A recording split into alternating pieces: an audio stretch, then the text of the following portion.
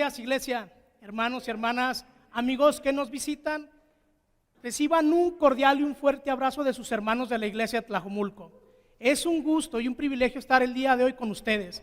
Hoy me acompañan mi esposa, por ahí anda, y mi hijo Christopher. Hermanos, es una alegría verlos a cada uno de ustedes. La verdad nos llena de alegría y en el corazón ese avivamiento el estar aquí el día de hoy. Tuvimos el día pasado, el viernes pasado, lo que fue el Día de las Madres. Hoy tenemos en nuestro servicio algo especial para ustedes. Reciban felicitaciones a cada una de ustedes, las que han tenido esa oportunidad de ser mamá. Cada que ponen ese promocional de Génesis, digo, ni en Netflix lo vas a ver. Ok, hermanos, antes de iniciar quiero compartirles una carta que en su momento yo la escuché. Y la verdad a mí me llenó de ternura este mensaje y dice así: cuenta una leyenda que un bebé estaba a punto de nacer y un día le dijo a Dios: dicen que me vas a enviar mañana a la tierra, pero ¿cómo viviré tan pequeño e indefenso que soy yo? Dios le contestó: entre muchos ángeles escogí uno para ti, que te estará esperando. Él te cuidará. Pero dime, aquí en el cielo no hago más que cantar y sonreír. ¿Eso no basta para ser feliz? Le dice el Señor: ese ángel te cantará, te sonreirá todos los días y tú sentirás mi amor y serás feliz. ¿Cómo entender cuando la gente me hable si no conozco el extraño idioma que hablan los hombres? Ese ángel te dirá las palabras más dulces y más tiernas que puedas escuchar y con mucho amor, cariño y paciencia te enseñará a hablar. ¿Y qué haré cuando tenga que hablar contigo? Ese ángel te juntará las manitas y te enseñará a orar. He oído que en la tierra hay hombres malos y perversos. ¿Quién me defenderá? Ese ángel te defenderá a costa de su propia vida. Pero estaré triste porque ya no te veré más. Ese ángel te hablará siempre de mí y te enseñará el camino para que regreses a mí y regreses a mi presencia. Aún yo estaré siempre a tu lado. En ese instante, una gran paz reinaba en el cielo, pero se empezaban a oír voces terrestres. El pequeño presuroso repetía suavemente: Dios mío, ya me voy. Dime cuál es su nombre, cómo se llama mi ángel. Dios le contestó: su nombre no importa, tú solo le dirás mamá. ¿Sabes? Yo cuando escuché esta historia a mí me llenó mucho de ternura, porque esta es una pregunta que hoy te vas a llevar varias preguntas este día, para que tú las puedas reflexionar y en tu tiempo de oración tú le puedas decir al Señor. Primeras, ¿es un privilegio para una mujer ser mamá? Vamos a ver qué nos dice la historia, porque en la Biblia hay varias historias de mujeres y personajes principalmente que fueron mamás. Personajes bíblicos, tomé algunas referencias. En este caso la primera que podemos ver de derecha a izquierda es Sara. En las clases de Génesis hemos visto cómo ella tardó mucho tiempo para que una promesa se diera por medio de ella.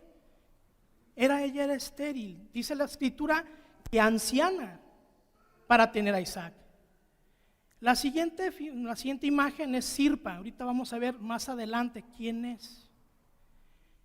La joven o la doncella es María, la que fue elegida para ser madre del Salvador. Abajo está Agar. No sé si alguien recuerda hace 2 años que tuvieron una conferencia de dónde viene el nombre del Hatarroí o el Hatarroi, el Dios que me ve. La siguiente es Eunice, una mujer que enseñó a su hijo lo que es de Dios, y ese hijo era Timoteo. Y por último Ana. ¿Quién recuerda a Ana en la Biblia? Que fue directamente para orar al Señor por un hijo, y cuando lo tuvo, se lo consagró. La clase de esta mañana, mis hermanos, lleva por nombre El amor de una madre, regalo de Dios. ¿Me acompañan en una oración, por favor? Bendito y bondadoso Padre Celestial, Dios Todopoderoso del cielo y de la tierra, en esta mañana te damos gracias, Señor, porque nos das la oportunidad de estar aquí presentes. quédate, Señor, por favor, en este día. Y por favor, Padre, que no sea yo quien hable, sino que sean tus palabras. Bendito sea tu nombre hoy y siempre, mi Señor. Gracias. Y mi oración la dejo en el nombre de tu Hijo, mi Señor Jesús. Amén.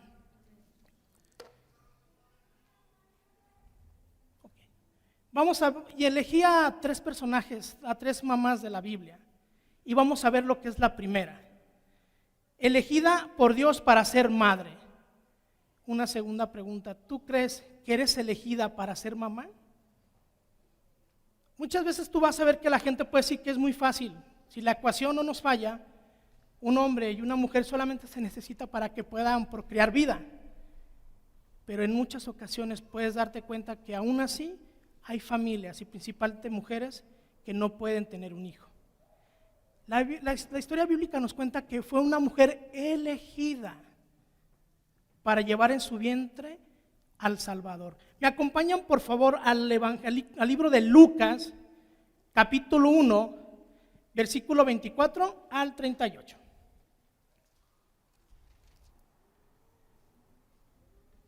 Lucas, capítulo 1, versículo 24 al 38. En esta traducción es la nueva traducción viviente y dice la palabra. Cuando Zacarías terminó su semana de servicio en el templo, regresó a su casa. Ahora sí, versículo 24. Poco tiempo después, su esposa Elizabeth quedó embarazada. Permaneció recluida en su casa durante 5 meses. ¡Qué bondadoso es el Señor!, exclamó ella. Me ha quitado la vergüenza de no tener hijos. Versículo 26. Cuando Elizabeth estaba en su 6º mes de embarazo, Dios envió al ángel Gabriel a Nazaret, una aldea de Galilea, a una virgen llamada María, en otras versiones una doncella. Ella estaba comprometida para casarse con un varón llamado José, descendiente del rey David. Gabriel se le apareció y dijo: saludos, mujer favorecida. En otra es: llena eres de gracia, el Señor está contigo. Confusa y perturbada, María trató de pensar lo que el ángel quería decir. No tengas miedo, María, le dijo el ángel, porque has hallado el favor de Dios. Concebirás y darás a luz un hijo, y le pondrás por nombre Yeshua. Él será muy grande y lo llamarán Hijo del Altísimo. El Señor Dios te dará el trono de su antepasado David, y reinará sobre Israel para siempre, y su reino no tendrá fin. ¿Cómo podrá suceder esto?, dijo María, si soy virgen. En otras versiones, no he estado con varón. El ángel contestó: el Espíritu Santo vendrá sobre ti, y el poder del Altísimo te cubrirá con su sombra. Por lo tanto, el bebé nacerá santo y será llamado Hijo de Dios. Además, hace referencia, tu pariente Elizabeth quedó embarazada aún en su vejez. Antes la gente le decía que ella era estéril, pero ha concebido un hijo y está en su 6º mes de embarazo. Pues la palabra de Dios nunca dejará de cumplirse. María respondió: soy la sierva del Señor, que se cumpla todo lo que has dicho acerca de mí. Y el ángel la dejó. María fue elegida. Si tú vas a la historia bíblica, hay una referencia muy importante. Y eso lo podemos ver en el libro de Isaías. Una de esas tantas promesas o cumplimientos de lo que son las profecías mesiánicas. Nacería de una virgen. En ese lugar o en esa región podía haber escogido alguna, pero fue elegida ella. Vamos a ver algunos nombres, en este caso de lo que es el derivado del hebreo. La palabra María, tú no la vas a encontrar tal cual, esa palabra es latina o griega, pero más bien es Mara, que significa amargura. Y la más cercana y hebreicamente hablando es Miriam, que quiere decir elegida. Hay algo muy curioso y te lo podría mostrar, es que inclusive en el Corán, el libro sagrado de los musulmanes, vas a encontrar referencias de ella. Y por lo menos te voy a dar 5 capítulos, ellas se les llaman suras. En la sura 3 menciona que María fue elegida por Dios. En la sura 3:47 también menciona de su virginidad. En la sura 5 dice que ella fue afirmada y su nombre en árabe es Sidiaq. Eso significa María en árabe. También en la Sura 19 hace referencia del nacimiento del profeta Jesús, ya que ellos lo ven como un profeta y nacería de una virgen. Y por último en la Sura 66 afirma que Jesús nació, que el Espíritu Santo sopló en María. Y tú podrías decir, una elección, ¿cuántas veces hoy podemos ver, y eso es actual, una información que podemos ahí consultar de una página, de 129 millones de personas que actualmente hay en México, 67 millones son mujeres, el 52% de la población total. Pero hay una pequeña encuesta, de cada 10 mujeres, 2 no pueden tener hijos. ¿Cuál sería esa condición? Hay algunos factores, hay varios. Puede ser tema de infertilidad, factores emocionales o enfermedades. Y hoy te puedo preguntar, hoy en día, ¿sientes esa alegría, esa felicidad de haber sido elegida para traer un hijo al mundo o traer varios? ¿Quién recuerda esa imagen de una caricatura? Que lo que más deseaban ellos era tener un hijo y no pudieron tenerlo. La Biblia también nos muestra qué personajes tuvieron esa situación y que fue Dios quien intervino para que ellas pudieran ser concebidas, pudieran engendrar. Estuvimos viendo nuestra clase de Génesis, nuestra serie de Génesis. Sara fue la primera que mencionan, pero también Rebeca dice que su esposo Isaac tuvo que orar para que ella pudiera quedar embarazada, y no nomás de uno, sino de 2. ¿Qué le dijo el Señor? En tu vientre hay 2 naciones luchando. Imagínate que te dijera Dios, en tu vientre está el futuro mandatario de una nación, o un futuro científico. Hay cosas que esas las vas a descubrir más a futuro y eso es lo que te emociona más. María tuvo muchas cosas que vivió con Jesús. El primer milagro de nuestro Señor se dio en una fiesta que fue invitada a ella, y posteriormente por la misma unión y con esa amistad que se tenían, dice la Escritura que fue Jesús y sus discípulos. Y cuando se acabó el vino, se acercó a su hijo. Y ahí fue el primer milagro de Jesús, el primero que edita y está en la Biblia. Si vamos un paso atrás, un tiempo atrás, en la misma historia bíblica, cuando Jesús tenía 12 años, fue a visitar al templo. Sus padres se habían ido, ¿recordamos eso? Un día de camino, cuando se dieron cuenta que no estaba Jesús, regresaron. Y fue María la que le dijo, hijo, ¿por qué nos has hecho esto? ¿No te es familiar cuando un hijo no llega a tiempo a tu casa? ¿Dónde andas? ¿Por qué no me avisaste? ¿Por qué no me dijiste? Porque es algo natural que nuestras madres se preocupen por cada uno de nosotros. Jesús dijo algo muy claro, estoy atendiendo los asuntos de mi Padre. Pero dice la Escritura que Él regresó. Y si tú ves ahí abajo bien claramente dice, y obedeció en todo a sus padres. Y dice la Escritura que María guardaba todo esto en el corazón. Una madre siempre va a guardar cada uno de los momentos de sus hijos como algo más profundo. El mejor tesoro que puede tener una madre son los recuerdos y las cosas que hacen sus hijos. Yo te puedo asegurar que si tú ves el trabajo de la escuela o ese trabajito que hizo para ti, tú lo tienes y lo atesoras en su corazón. María atesoraba todo lo que hacía nuestro Señor. Entonces es una bendición. Y tú lo puedes ver, me acompañan por favor al Salmo 127.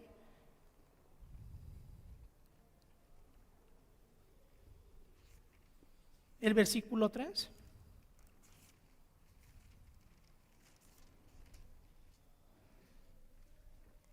Y dice así en la Nueva Traducción Viviente: los hijos son un regalo del Señor, son una recompensa de su parte. Aunque ese salmo va más directamente al varón porque habla de las aljabas, esas flechas que cada varón puede tener, pero este versículo es para ustedes dos, tanto para los padres como para las madres. Es un regalo, es una bendición. Los hijos son una bendición en nuestras vidas y principalmente para una madre. Otro personaje menciona a Eunice, la enseñanza. ¿Me acompañan por favor a la segunda carta de Timoteo? Vamos a ver lo que es el capítulo 1 del versículo 1 al 5.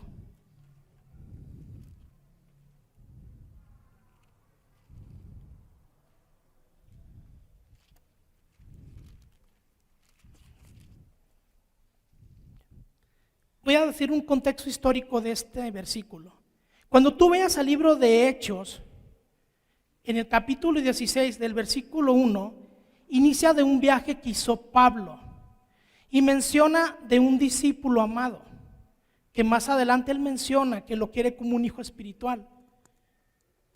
Y dice que él viene de una madre judía y de un padre griego. Vamos a ver lo que menciona en Timoteo. Segunda carta a Timoteo, capítulo 1 del versículo 1 al 5. Saludos cordiales, menciona Pablo. Yo, Pablo, elegido por la voluntad de Dios para ser apóstol de Cristo Jesús, escribo esta carta.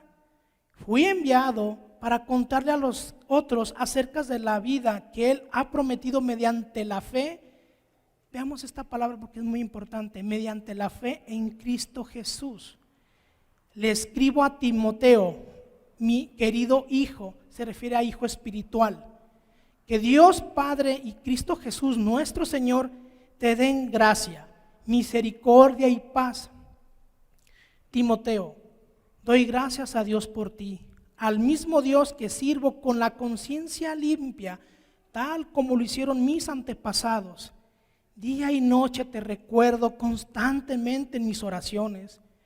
Tengo muchos deseos de volver a verte, porque no olvido tus lágrimas cuando nos separamos.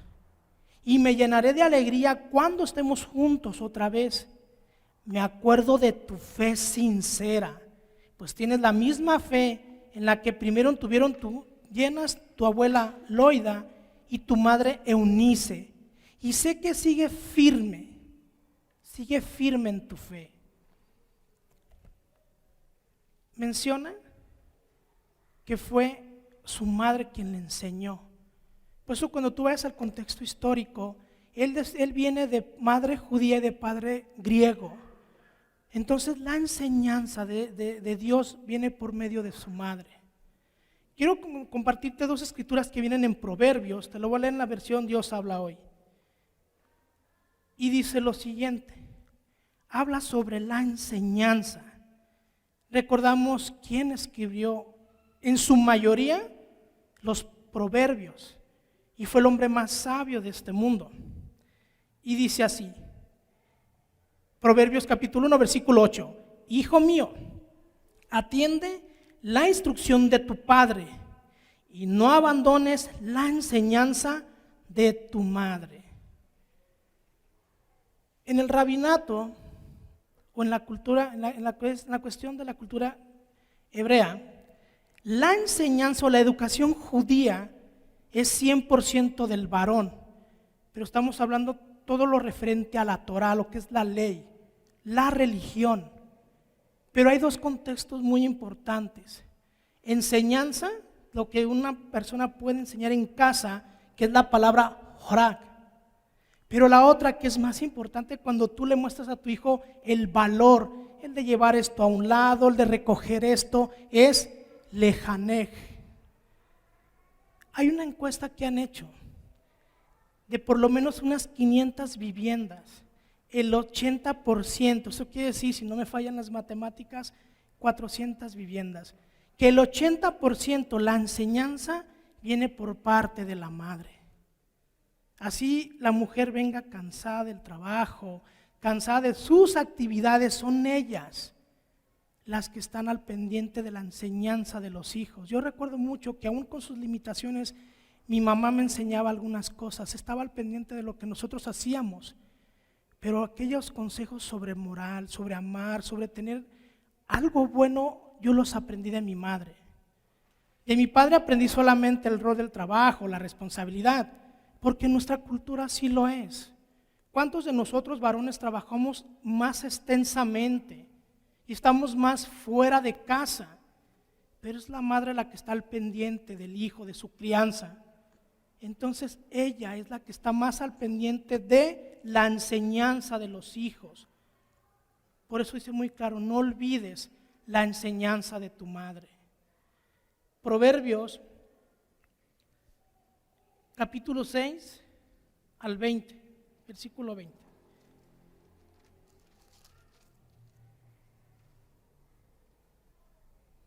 Hijo mío, guarda siempre en tu memoria los mandamientos y enseñanzas de tus padres. ¿De quiénes? De tus padres, de los dos, de tu padre y de tu madre. Créeme, hermana, que siempre tus hijos hoy a lo mejor podrán no decirte algo, pero más adelante llevarán en su corazón y en su mente todo lo que tú les has enseñado.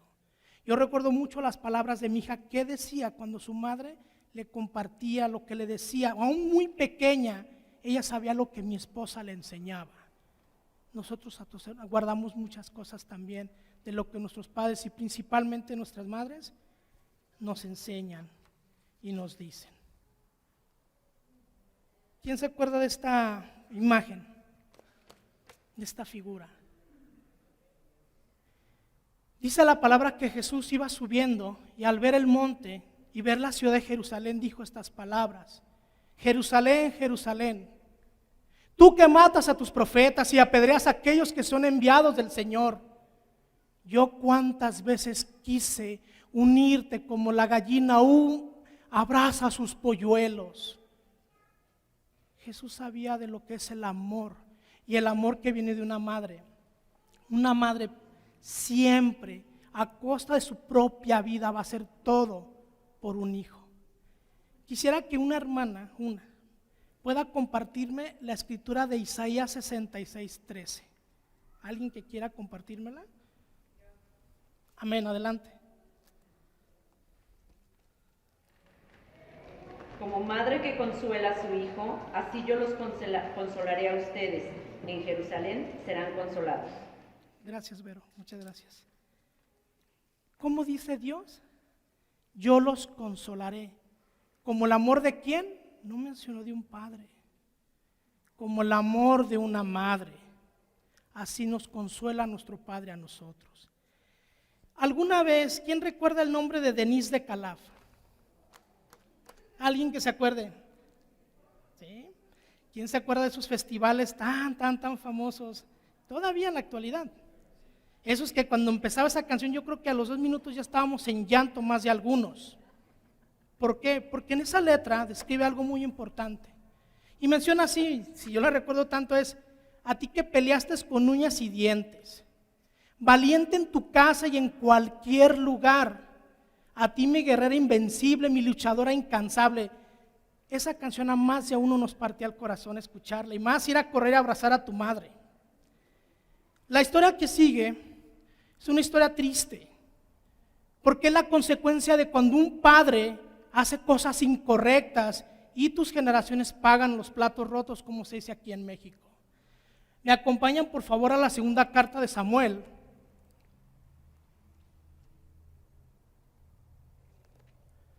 Capítulo 21 del versículo 1 al 14.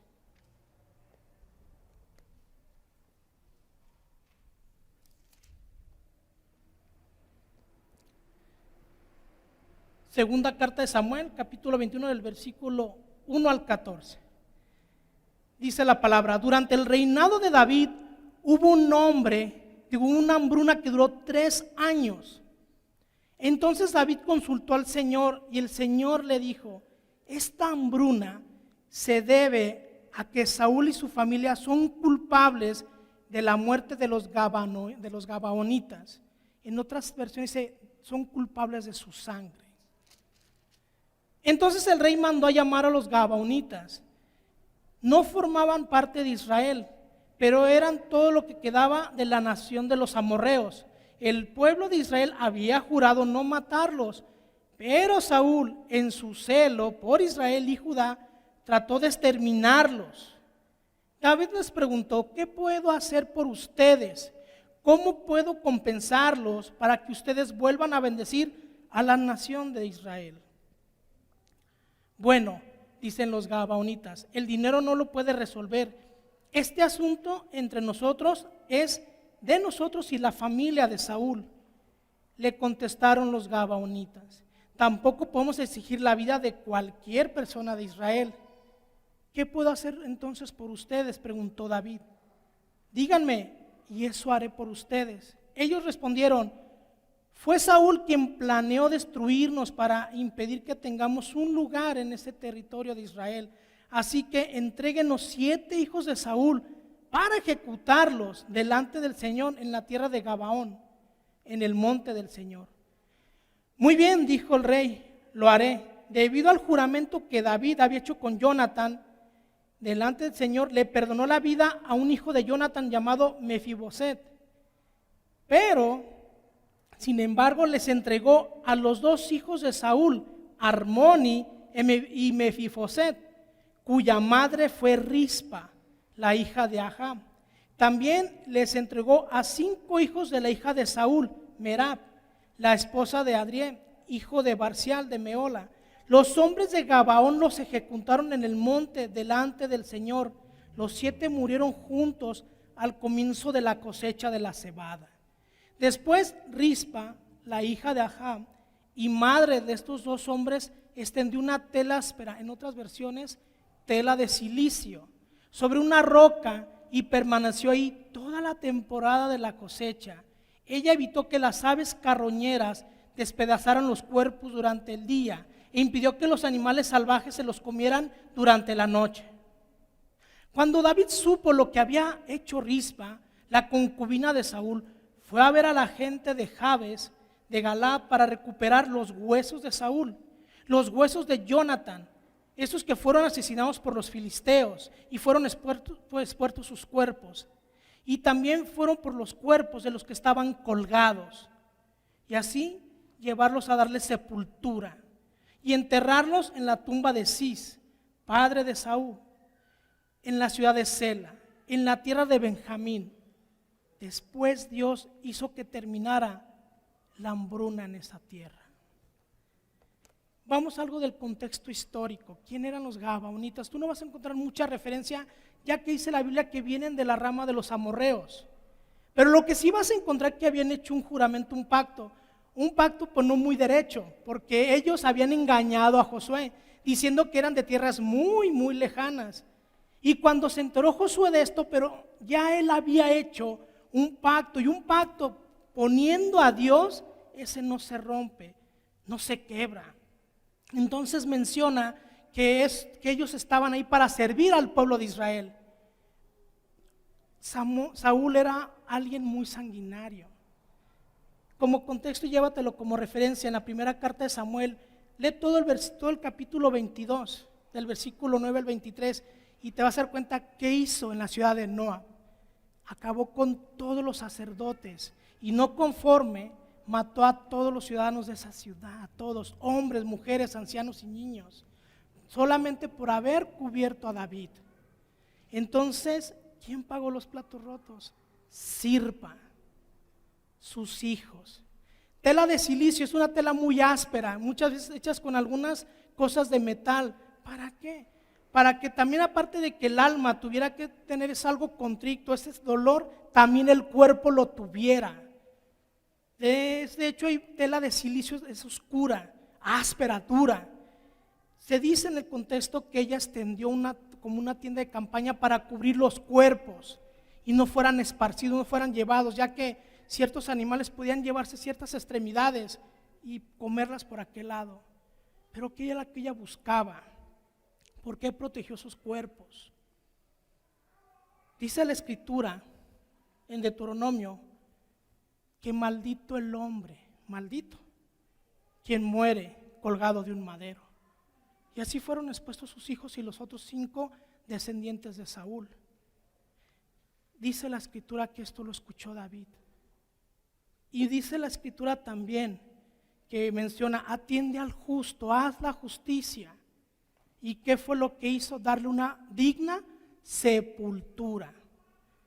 ¿Recordamos esa imagen cuando está María y el discípulo amado viendo a Jesús en la cruz? Dijo estas palabras: Lo dijo así, él reconoció.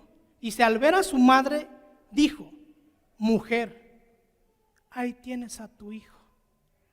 Después se dirigió al discípulo y dijo, ahí tienes a tu madre. Y desde ese día él la llevó a su casa. En el judaísmo, cuando una mujer perdía a su esposo, el hijo mayor se hacía responsable de ella. Pero al morir el hijo mayor y no haber un familiar más cercano, esa mujer quedaba sola, al desamparo. Ante la sociedad no tenía un valor. Por eso Jesús procuró que su madre no quedara sola. Y en el caso de Rispa, que sus hijos tuvieran una sepultura digna. El amor de una madre no termina, siempre sigue. ¿Tú qué harías por tus hijos el día de hoy? Este ejemplo es un ejemplo espiritual. ¿Cuántas veces nuestros hijos pueden caminar muertos espiritualmente? Y una madre siempre va a luchar por ellos hasta el final, hasta que ella muera, hasta el final de sus días. Y esto fue lo que ella logró, que los cuerpos de sus hijos no quedaran colgados y expuestos. Para terminar, hermanos, en esta mañana, conclusión.